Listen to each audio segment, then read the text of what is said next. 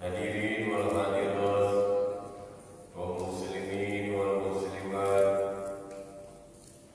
jamaah taklim pada salat maghrib Ahad.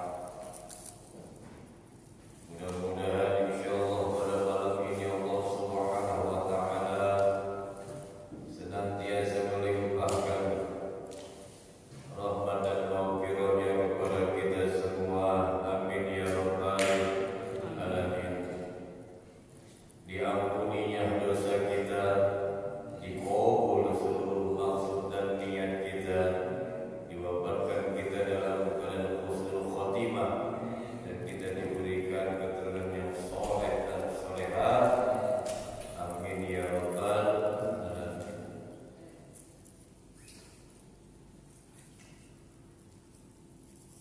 Puji syukur kita kepada Allah tidak menyebabkan kekuasaan Allah bertambah. Enggak memuji kita kepada Allah tidak akan menyebabkan kebesaran Allah berkurang. Satu dunia ibadah kepada-Nya, satu dunia bersyukur kepada-Nya, satu dunia memuji-Nya, tetap tidak akan mampu untuk menambah kemuliaan dan kebesaran Allah.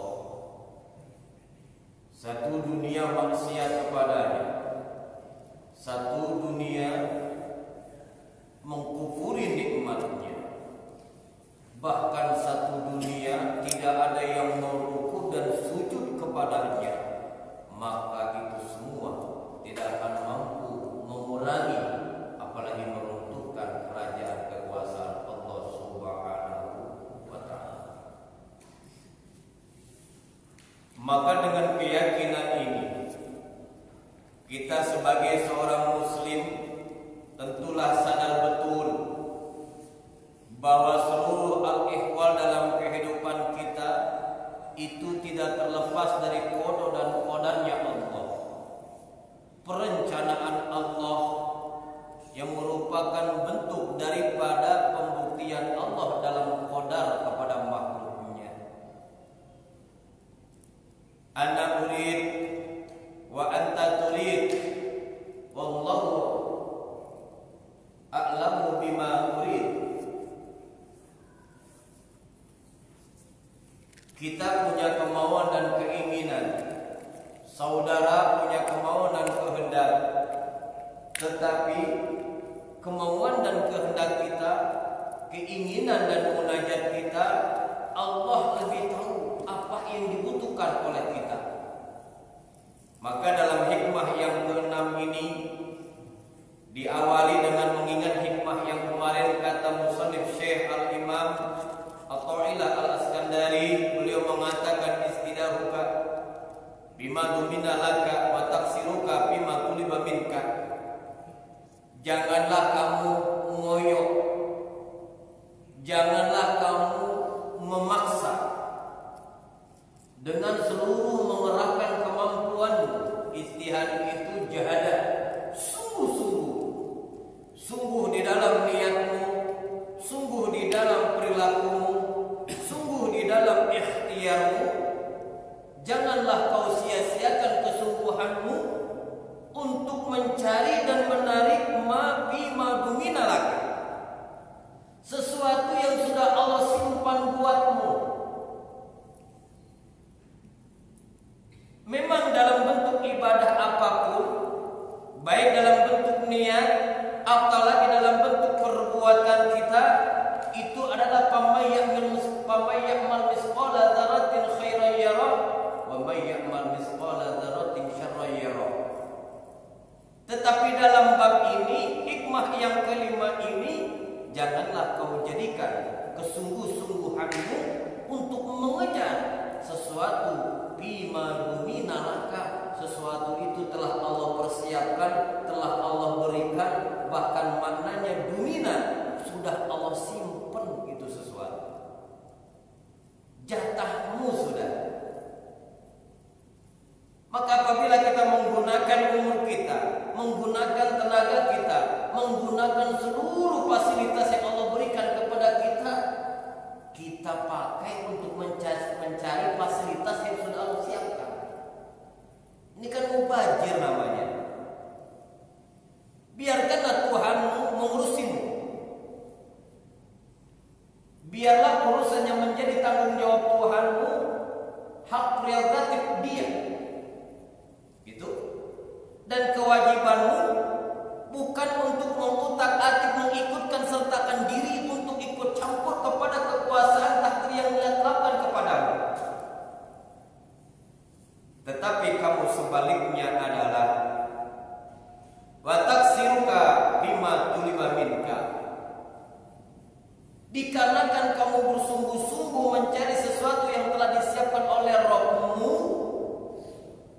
malah sesuatu yang dituntut Tuhanmu kepadamu itu menyebabkan kau kurang berkualitas di dalam menjalaninya. Kira-kira sampai sini Pak, paham kagak? Paham kagak ini kalimat? Janganlah kamu bersungguh-sungguh mengerahkan seluruh kemampuanmu mencari sesuatu yang sudah Allah siapkan, yang sudah Allah simpan buat kamu,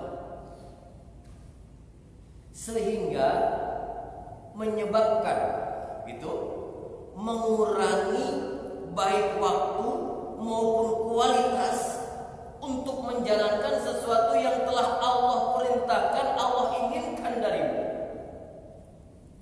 Contoh,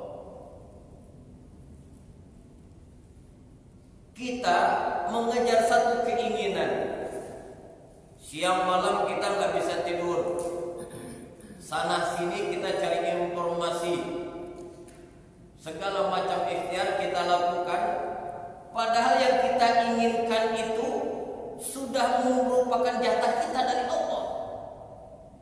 Sementara di sisi lain, yang Allah inginkan kepada kita, nih laksanakan ini, perintah itu malah kita lalaikan. Orang berangkat pergi pagi, pulang malam. Maka ada bahasa, bila datang waktu subuh, bapak-bapak pada tunduk, ketinggalan sholat subuh, nuk itu mah jalma tepugu, gitu maksudnya. Datang waktu lohor, orang kampung mau lohor Pak, bukan duhur ya, orang tua kita mau lohor, gitu ya. Bapak-bapak pada molor, ketinggalan sholat lohor, punten molor nak memakai kolor. Datang waktu asar, gantian ibu-ibunya pada ke pasar, ketinggalan sholat asar, nggak taunya nyasar di pasar. Datang waktu maghrib, bapak, emak, ibu sibuk, para pemuda ala gedak gedik, ketinggalan sholat maghrib, yang begitu mah cucunya juri. Datang waktu isya, para pemuda malah ngagaya, ketinggalan sholat isya, punten lu kitu mah incunaku ya. Kita mencari sesuatu yang sudah Allah tetapkan buat kita, tetapi kita menghamburkan baik secara kualitas, baik secara semangat, sesuatu yang Allah tuntut buat kita. Maaf, ini rezeki kan sudah ada bagiannya Pak. Bila dikatakan umpama ini toko, ini toko, ini toko, itu rezeki gak ketuker. Nggak ada sirik-sirikan, nggak ada umpama fitnah-fitnahan, rezeki gak bakal ketuker. Walaupun tuh toko nggak beres. Prinsipnya begitu, orang beriman yakin rezeki itu gak bakal ketuker. Dicari, kalau bukan rezeki dia akan menghindar, kalau memang rezeki dia akan datang. Artinya apa? Ketetapan Allah sudah pasti masalah rezeki. Masalah ikhtiar itu pelengkap ibadah kita, tetapi masalah takdir itulah keyakinan kita. Maka hal seperti itu janganlah kita sibukkan, janganlah kita buang waktu dan tenaga kita untuk ngotot kepada Tuhan supaya Tuhan itu memberikan nilai lebih kepada kita. Padahal tadi Allah lebih tahu apa yang kita mau dan apa yang kita butuhkan dalam kehidupan ini. Bahasanya begini, udahlah, masalah kesehatan bahasa kerennya saya yang tanggung, rezeki saya yang tanggung, perlengkapan fasilitas kehidupanmu saya yang tanggung, cuma atuh yang saya minta, begitu mungkin bahasa Tuhan apa? Sujud sama saya. Inilah mungkin makna yang cocok dan pas untuk wa may yattaqillaha yaj'al lahu makhraja wa yarzuquhu min haitsu la yahtasib wa may yatawakkal 'alallahi fa huwa hasbuh. Kau perbagusi sujudmu, kau perbanyak rukukmu, udahlah. Sisanya bahasa Tuhannya serahkan sama gue. Ini urusan gue. Kenapa? Gue Tuhanmu. Kalau kau ikut campur apa yang aku lakukan, kau ngotot mengikhtiarkan kesungguhan apa yang sudah persiapan untukmu, nanti kamu yang aku perintahkan terbengkalai. Dan itu bahasa Tuhannya saya nggak suka. Udahlah, urusan Allah, urusan kita menyembahnya. Haknya sebagai Rabb menjadikan prioritasnya, dan kewajiban kita sebagai hamba untuk menyambut, melaksanakan apa yang menjadi kewajiban yang telah diperintahkannya kepada kita. Prinsipnya gitu. Maka kalau orang seorang hamba yang mukmin yang cerdas, seorang muslim yang dia punya pemikiran yang meyakini ada hari akhirat setelah dunia, meyakini ada yang namanya jaza, balasan setelah dunia, maka dia akan berprinsip di balik kalimatnya. Apa? Ijtihadu ma tuliba minka wa taksiru ma dumina laka. Saya akan bersungguh-sungguh melaksanakan apa yang Allah perintahkan, dan saya tidak akan ikut campur yang sudah menjadi ketetapannya. Harusnya begitu, Pak. Bersungguh-sungguh semangat melaksanakan apa yang ia perintahkan dan menyerahkan, mempasrahkan, tawakal padanya apa yang dia tetapkan. Maka saya katakan kemarin pertemuan sudah lalu, ada yang namanya qadar mu'allaq, ada yang namanya qadar mubram. Takdir mu'allaq, takdir mubram. Kalau mubram itu takdir Allah, ketentuan Allah, ketetapan Allah yang tidak mengikut sertakan ikhtiar manusia. Allah menciptakan langit, Allah menciptakan bumi, Allah menciptakan kita, Allah menciptakan malaikat, Allah menciptakan gunung, air, tidak diikut sertakan ikhtiar manusia. Tetapi kalau Allah ingin berkehendak, takdir mu'allaq, manusia dilibatkan. Allah ingin menciptakan gelas, Allah ciptakan orang yang membuat gelas, yang kemudian orang itu membuat gelas. Kalau Allah ingin menciptakan sebuah karpet, Allah ciptakan orang yang membuat karpet sehingga dia bikin perusahaan karpet, jadilah karpet. Itu namanya takdir mu'allaq. Baik takdir mubram maupun takdir mu'allaq, lagi-lagi wa may yatawakkal 'alallah, pasrah kepada Allah. Jadi jangan sampai menyebabkan ikhtiar kita seolah-olah kita mengatur Allah. Maka dalam kalimat yang awal mukadimah kitab ini kan begitu, Pak. Min alamatil itimadi alal amal husnul raja inda wujudi zalal. Kan begitu mukadimahnya. Ciri-ciri dari orang yang menjadikan amal ibadah itu sebagai jaminan kepada Rabb-nya, sehingga apabila dia mengalami kekurangan dalam ibadah, dia merasa putus dengan rahmat Rabb-nya. Itu bahaya. Maka dalam kalimat ini, kesungguh-sungguhan di dalam perkara yang Allah perintahkan itu yang cakep. Kepasrahan di dalam perkara yang sudah Allah tanggung itu lebih cakep. Apalagi keduanya itu seimbang. Maka kan kita sering berdoa, Rabbana atina fid dunya hasanah wa fil akhirati hasanah. Maka kata Nabi, apa katanya? Ta'isu abadan gitu ya. Ikmalud dunya, ikmalul dunya ka'annaka ta'isu abadan. Wa malil akhirah wa'mal li akhiratika ka'annama tamutu godan, kan gitu. Beramalah kamu di dunia seolah-olah kau hidup selamanya. Ini motivasi, bukan keyakinan, motivasi. Dan beramalah kamu untuk akhiratmu seolah-olah kau akan mati besok. Nah, maka dengan hikmah ini kita sebagai seorang muslim dan insya Allah juga seorang mukmin diberikan tanjakan iman, idrakun yajimun bihaitsu la yaqau ma'ahu taraddudun muwafiqun lil waqi'in nasyi'un an dalilin. Maka kita harus punya prinsip. Apa prinsipnya? Saya akan bersungguh-sungguh melaksanakan apa yang Allah perintahkan kepada saya, dan saya akan pasrah dengan sesuatu apa yang telah Allah tetapkan buat saya.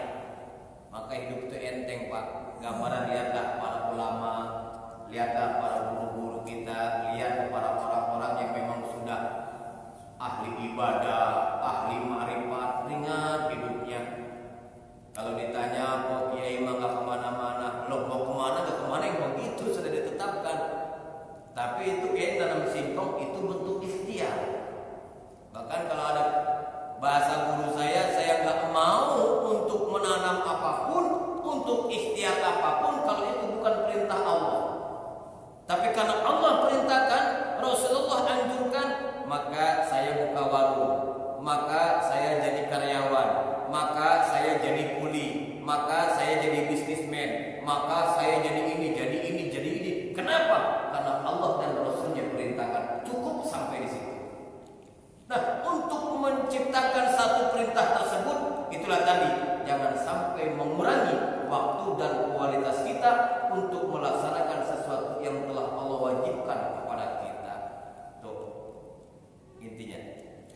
Nah, sekarang yang selanjutnya, kalau orang yang berprinsip bahwa dengan kesungguh-sungguhannya, dengan seluruh ikhtiar sampai puncaknya, menginginkan, memaksa kepada Rabb-Nya agar Allah itu menuruti seluruh keinginannya, dan dari satu sisi lain dia kurang kualitas dari apa yang Allah tuntut kepadanya, maka kata Imam At-Ta'ilah, ini merupakan dalilu ala intimasi al-basirah. Itu merupakan ciri, merupakan satu tanda bahwa hamba tersebut mulai mengalami yang namanya krisis kematian mata hati. Basirah adalah fungsi daripada qalbun. Maka kalau seseorang sudah dia bersungguh-sungguh mencari sesuatu yang telah Allah tetapkan kepadanya, dan dia santai-santai bahkan melalaikan sesuatu yang Allah tetapkan kepadanya, maka orang ini mendapatkan satu ciri akan tanda-tanda matinya mata hatinya. Maka tinggal kita raba kepada diri kita, apakah kita seimbang dalam kehidupan ini, atau sebaliknya kita ngoyo, kita maksa, padahal sesuatu itu sudah Allah tetapkan buat kita, tetapi malah kita melalaikan sesuatu yang Allah perintahkan kepada kita. Maka kalau itu posisi kita, bahaya, berarti kita sedang mengalami krisis yang namanya mati mata hati. Tetapi sebaliknya, kalau kita selama ini giat melaksanakan apa yang Allah perintahkan, istiqomah melaksanakan apa yang Allah inginkan, semangat melaksanakan yang apa Allah mau, dan kita masrahkan apa seluruh perkara yang telah Allah siapkan kepada kita, maka ini ciri sebaliknya bahwa mata hatimu sedang mengalami kehidupan yang bagus. Karena iman itu terpancar dalam aktivitas kita. Kalau seseorang masih mau sujud, masih mau ruku, masih mau melaksanakan ibadahnya, berarti basirah hatinya hidup. Kontak sama Rabb-Nya itu nyambung. Hatinya punya pulsa, hatinya punya paket. Maka ketika panca inderanya dipersiapkan untuk melaksanakan perintah Rabb-Nya, baik dengan syariat mendengar azan, baik dengan syariat mendengar tilawatul Quran, baik dengan mendengar nasihat para ulama, mengikuti ta'lim, hatinya hidup, maka orang seperti ini itu tanda bahwa dia mata hatinya, basirohnya mengalami satu proses yang hebat, yaitu peningkatan dalam ketakwaan kepada Rabb-Nya.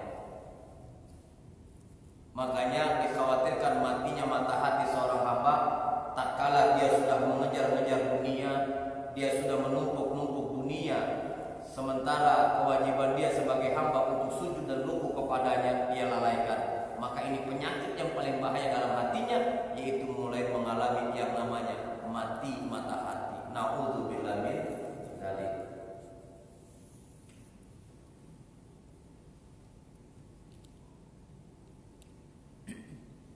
La yakun ta'akhkhara amada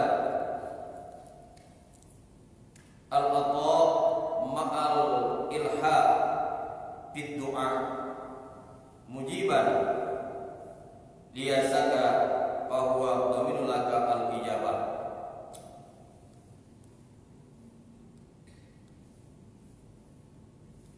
Bentuk segala macam ibadah yang kita lakukan kepada Allah, baik ibadah yang bersifatnya qauliyah ucapan maupun ibadah yang bersifatnya fi'liyah perbuatan, itu semua merupakan satu cerminan kualitas iman kita yang ada di hati.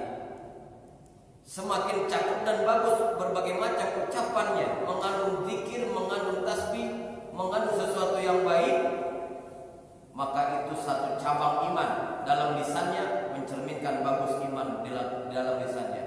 Begitu juga dalam pekerjaannya, perbuatannya, dia masih mau ruku, dia masih mau sujud, dia masih melangkahkan kaki ke majelis taklim, dia masih mau melangkahkan kaki ke masjid-masjid, dia masih mau mendatangi silaturahmi kepada saudaranya, maka itu juga bukti pancaran cahaya cabang iman bahwa anggota badannya melakukan sesuatu perbuatan yang mencerminkan hidupnya mata hatinya. Nah, baik ibadah ucapan maupun ibadah perbuatan itu semua mendapatkan hisaban dari Allah. Maka tatkala seorang hamba menginginkan sesuatu, yang sesuatu itu untuk supaya Allah itu ridho kepadanya, maka hendaklah dia menggunakan yang namanya mata hatinya. Ucapan tidak begitu berpengaruh, baik pendek ataupun panjang doanya, tapi tatkala mata hatinya mati, maka tidak akan pernah mendapatkan fungsi apalagi pengkabulan ijabah oleh Allah Subhanahu wa taala. Tapi kalau basirahnya hidup, mata hatinya hidup, selalu ta'alluq kepada Rabb-Nya, maka bahasa orang dulu mah seucap nyata. Enggak perlu kalimat panjang, enggak perlu kalimat ngeberes, seucap nyata. Apa yang dikatakan, apa yang diucapkan, ketika itu detik itu langsung mendapatkan pengkabulan dari Allah Subhanahu wa taala. Ketika basirahnya hidup. Nah, ini ngaji kitab ini untuk menghidupkan basirah kita. Kenapa? Karena makanan basirah adalah ilmu hikmah. Ini kita bukan sedang membahas sujud, kita sudah bukan lagi membahas masalah ruku, kita sudah tidak lagi membahas bagaimana kalau kita ibadah pakai baju yang bagus, bagaimana baju yang sunnah menurut baginda Rasul. Ini kita bukan lagi membahas bagaimana kita cara mendatangi masjid, bagaimana bersegera ketika mendengar azan, bagaimana kita cara berwudu, bagaimana kita taharah, bagaimana kita istinja. Itu adalah ibadah fi'liyah yang semuanya itu katakanlah sedikit berpengaruh kepada basirah kita. Tetapi kalau sudah kita memahami hikmah, memahami makanan basirah, maka orang seperti ini akan menjadikan seluruh aktivitas perbuatannya itu punya makna. Artinya dia sujud bukan sekedar sujud, dia ruku bukan sekedar ruku, tapi ruku dan sujudnya ada hikmah yang terkandung dalam basirahnya. Mungkin kalau kita begitu ruku, kita hanya membayangkan bahwa ruku kita itu merendahkan kepala dan dada kita umpama sejajar dengan anggota badan, dan kemudian kita sujud menempelkan jidat kita di tempat sujud dahi kita. Mungkin kita sekedar itu. Tapi kalau orang yang sudah basirah,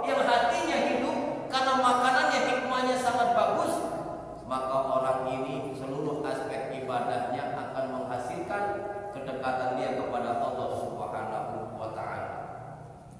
Nah, dikarenakan kita tidak mau dianggap orang yang bersungguh-sungguh mencari, memaksa, padahal sesuatu itu sudah dijamin Rabb kita, dan kita malah melalaikan tugas yang diinginkan oleh Rabb kita, maka dalam kalimat selanjutnya ini yaitu janganlah kamu berputus asa terhadap pengkabulan ijabah doa kamu oleh Tuhanmu karena disebabkan kelalaian. Itu. Bahkan satu ayat mengatakan, ya ayyuhalladzina amanu, ya ayyuhalladzina asrafu, gitu ya. Wahai orang-orang yang beriman, wahai orang-orang yang melampaui batas, janganlah lataknatu, gitu ya, kamu berputus asa mir rahmatillahi, dari rahmat Allah, gitu ya. Kenapa? Karena rahmat Allah itu lebih besar dari apa kesalahan. Rahmat Allah itu lebih luas daripada maksiat. Dikala kau maksiat, selama kau ingin bertobat, maka seluruh perkara yang menjadi maksiatmu Allah ampuni. Nah, maka tatkala kita menginginkan sesuatu dengan wasilah berdoa, maka tatkala doa kita tidak merasa kita dijabah oleh Allah, maka jangan sampai naudzubillah kita merasa terlepas dari rahmat Allah, seolah-olah kita berkata Tuhan lupa sama saya kayak ini. Naudzubillah. Ingat, prasangka seorang hamba menentukan perbuatan Tuhan kepadanya. Prasangka buruk kepada Tuhannya, maka Tuhan akan memperlakukan buruk kepadanya.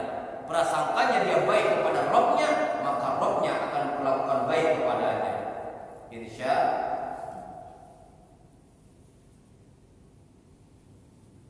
Nah, maka tatkala kita sudah berkeyakinan bahwa sesuatu itu telah menjadikan persiapan Allah yang berikan kepada kita, dan kita menjadi keyakinan dan semangat bahwa kita ingin melaksanakan dengan istiqomah dan sungguh-sungguh perkara yang Allah perintahkan kepada kita, maka dengan wasilah berdoa ini menjadikan seorang hamba dia itu telah melakukan yang namanya intinya ibadah. Karena kata baginda Rasul, tidak ada sesuatu yang mulia kecuali berdoa. Salat maknanya secara bahasa doa. As-salatu hiyat doa. Salat itu doa. Bahkan pernah saya dapat pertanyaan, Pak Ustadz, kenapa lafaz salat sering diartikan sholawat, lafaz sholawat juga suka diartikan salat? Maka gampang untuk mengetahui ini makna salatnya dia, apakah salat menurut ilmu fikih, apakah salat bermakna doa, ataukah salat ini yang bermakna rahmat salawat yang diberikan kepada Kanjeng Rasul. Ya tinggal lihat itu sedang membahas bab apa. Kalau ngebahasnya bab salawat, berarti makna salat di situ salawat bermakna rahmat. Tapi kalau dia sedang membahas bab salat, membahas masalah tata cara ibadah, berarti gitu, maka di situ dimaksud adalah doa. Nah, karena doa ini merupakan mukhul ibadah, doa itu merupakan intinya ibadah, maka sesuatu tidak ada yang lebih mulia kata baginda Rasul kecuali doa. Mukhul itu kalau umpama secara bahasa doa mukhul ibadah. Mukhul itu apa ya? Kalau di komputer apa tuh? CPU ya, otaknya. Otaknya bukan akal. Mukhul itu otaknya, inti seluruh sumber pemikiran itu otak. Kalau akal itu salah satu fungsi otak, itu akal, berakal. Ente pintar akalnya, itu salah satu fungsi otak. Nah, mukhul itu inti, CPU, sumber dari segala seluruh aktivitas itu ada di otak. Maka kalau sudah permintaannya salah, kalau sudah keinginannya keluar dari apa yang diinginkan Tuhan, maka kacau itu program. Cak-cakan dia. Tapi kalau sesuatu yang memang bukan hanya sunnah, tapi kita inginkan dari Rabb kita sesuatu yang bagus dan baik dalam munajat kita, maka seluruh programnya akan baik. Artinya apa?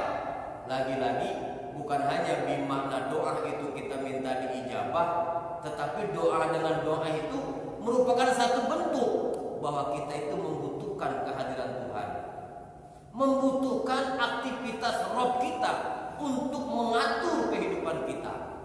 Dan itu satu keyakinan. Makanya kata Rasul, kalau kamu berdoa wa antum muqimuna bil ijabah, kamu yakini bahwa doa kamu diijabah. Pertanyaannya adalah, apakah Allah berkehendak mengijabah doa kita?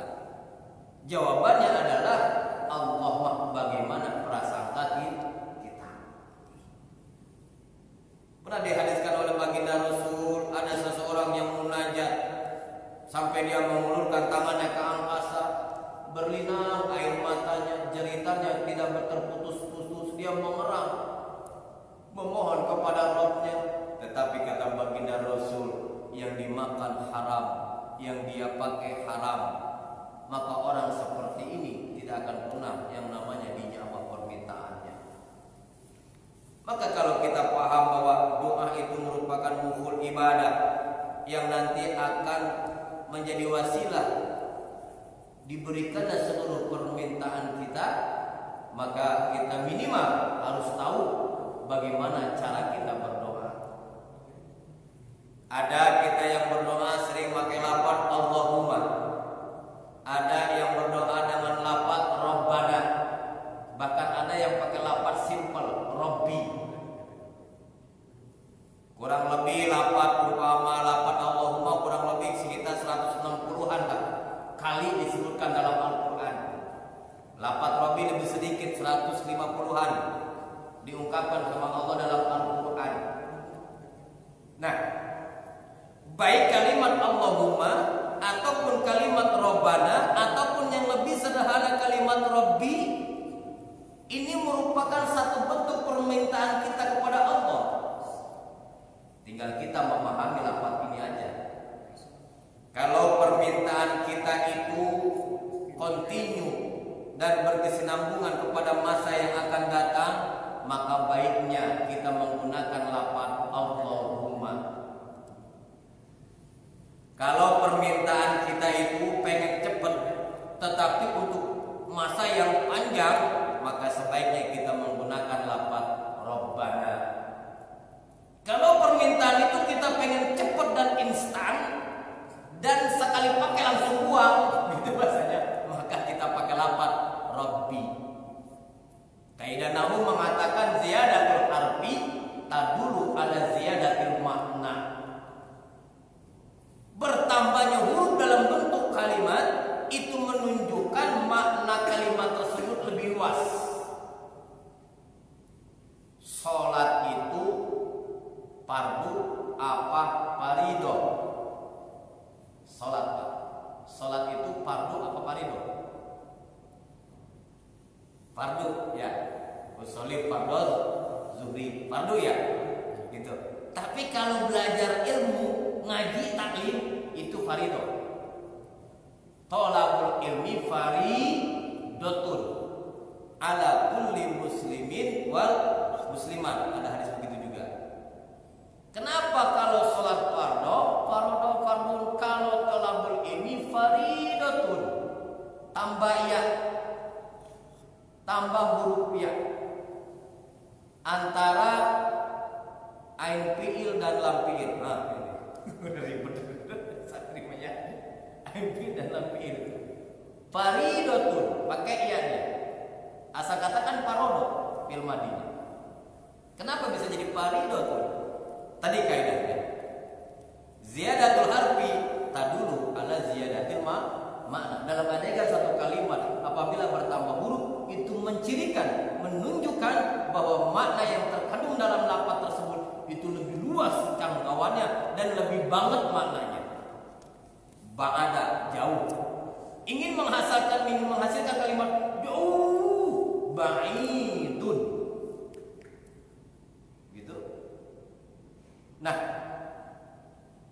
Dikarenakan bahwa makna itu yang bertambah huruf, seolah-olah Allah berkata melalui wasilah baginda Nabi. Makanya kan ayat-ayat pertama turunnya apa? Iqra. Bacalah. Maksudnya apa? Maksudnya suruh pintar dulu, suruh paham dulu, suruh ngerti dulu, suruh menguasai dulu, baru dengan ilmu itu kamu beramal. Iqra dulu, baca dulu, pintar dulu, menguasai dulu, baru ibadah. Kadang-kadang kagak Pak. Dia pengen ibadah tapi ngaji nggak mau, pengen jadi orang soleh tapi mendatangi majelis taklim nggak mau. Ini kita ngaji alhamdulillah nggak Pak? Sebelah 50 berapa nih? 59 nih. Sebelah kanan 5, sebelah kiri 9. 59 nih. Udah alhamdulillah aja lah. Banyak-banyak surga sempit Pak ya. Kalau kita masuk komplek nih Pak, luar biasa baru nih Pak. Penuh ini. Kita ditiak Pak lah. Kita Pak. Banyak kan masuk surga sempit. Jadi ketika kita menginginkan sesuatu munajat kita, sesuatu itu banyak dan jangkanya panjang, gitu, pakailah kalimat Allahumma. Dan kalau ke sesuatu itu berkesinambungan tapi pengen cepat-cepat ada bentuk ijabah, Rabbana. Tapi sesuatu itu singkat dan siap dan satu kali pakai, Rabbi. Cepat. Doa anak kepada orang tua, Rabbi firli waliwa lidaya. Jam berapa aja? 2 menit. Kita bahas aja ya. Nah, Allahumma ya Allah. Kalau bahasa kita ya, padahal mah ya Allah itu bahasa Arab juga bisa Pak. Ya Allah. Nah, ya Allah ini adalah bentuk lain dari Allahumma. Maka Allahumma ini akan mengandung 3 makna. 1 makna tawadu sebagai seorang hamba, 2 makna taraji sebagai kita hamba butuh kepada Rabb kita, 3 makna tamani sebagai bentuk ingin doa kita diijabah.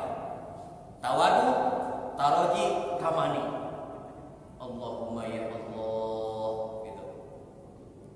Nah, dengan doa-doa ini maka baik Allahumma, baik Rabbana ataupun Rabbi, maka sebaiknya kalau kita dalam bahasa apapun yang meresap kepada hati kita, kalau saya secara pribadi memanjatkan doa kepada Allah, saya pakai semua Pak. Ya Allah, ya Rabb gitu Pak. Ya Allah, ya Rabb. Ada Allahummanya, ada lafaz Rabbana atau Rabbinya.